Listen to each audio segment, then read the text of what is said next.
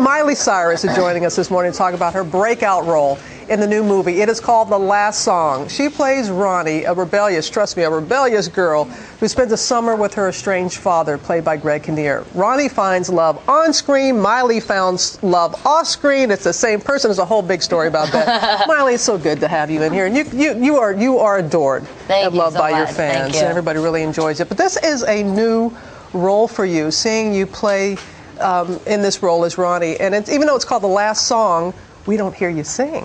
Right, which I think is really interesting, and I think people expect for my next move to always kind of use that as you know, what I lean towards, and it was nice that there's music involved, because that's always going to be my first love and my main passion, but I didn't necessarily want to be a singer. You did sing in the truck a little bit with your boyfriend on film. And he really outdid me. But that was so real. That was so real. Yeah, it was great. But you play a piano prodigy, and we've seen you, and you've been on the show playing the guitar. You never really played the piano before, but having that musical background, did it help you? Yeah, it helped me. I had to learn. It was really funny. My director, her favorite story is, I pick on things pretty fast because I play guitar, I can read music and whatever. And I came in and I looked totally exhausted. She was like, gosh, they've really been working you hard, huh? And I was like, I know, I took piano lessons for a whole 2 days. And she was like, it took you 2 days on the piano? I was like, yes, I'm exhausted. And she was like, all right, and Greg's sitting there trying to do one by one. But it helped, but I was glad that it wasn't necessarily something that was so easy. You know, I don't think I could maybe get accepted to Juilliard the way that Ronnie would, but I got the basics down, which just made me feel more comfortable. Yeah, and you can tell that you knew what you were doing, because you can't fake that. No, I felt really comfortable. They really, I'd never been like hit in the back so many times, sit up straight and get your wrist like this, and so they were like, you know, really making sure I looked as much as as much as I sounded. You talk about Greg. You're talking about Greg Kinnear, who plays your father.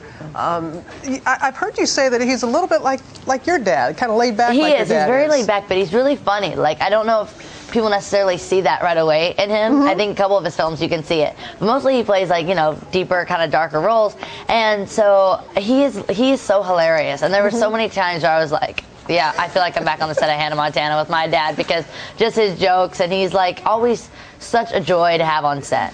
Also a joy, Liam, your boyfriend. You met him on set. Yeah, on the film. How was it working with him? It was really good. You know what? Because it makes you want to come to work and make each other look good, because we're both trying to do the same thing in this weird way. He's from Australia, so he's trying to break out over here and in the States, and I'm trying to make people see my work, you know, as a little bit, you know, more of a real actress and a little bit more mature.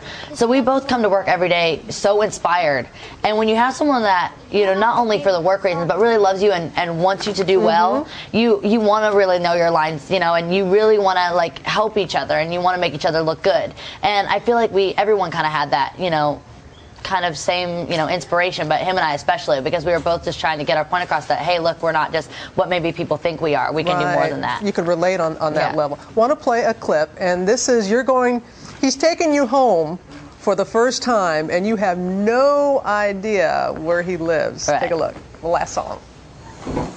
You're rich? Will, you told me that your dad owned a brake shop. He does. He just happens to own 300 more, just like. No, I'm not going. Yes, you not are. Looking like this. What if somebody sees me? Let go. Nope. Let go. You let go. Why didn't you tell me? What difference does it make? Huh? Hello? Mom, I thought you and Dad were going out. We decided to come back early. This is Ronnie. Hi. Yeah, didn't quite want to meet Mom for the first time. Hi.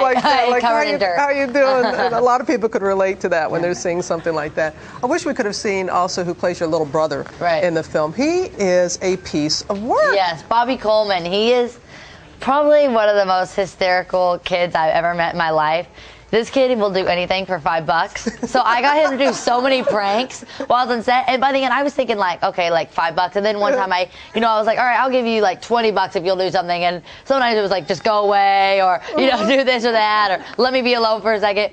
And so by the end, he literally had like a receipt for me and was like, this is what you owe me. And it was like, came up to like $80. I was like, how did I owe you $80? So by the end, he was like, yeah. And I was like, no. And so finally, I was like, whatever, I'll give him the $80. But it was so funny the way he really kept up with this little like tally. It was like a real brother. And he said that at one point you even asked him, like, hey, go see if Liam likes me. Yeah, I paid him $10 to go ask Liam if he liked me. I was like, I know he liked me, but I need details, so I need you to get all the mushy stuff. And he was like, okay. And he came back and he goes, $10. I gave him money. He's like, he liked you. I was like, I already knew that, dork. I want to know what, like, the rest of the story and, like, get him to say other things. So he was like, $5 to go back. I was like, because you didn't get the first mission done. So go. So I sent him back and forth. It was pretty funny. I'm going to tell you, the dynamic between you two as brother and sister really works like that.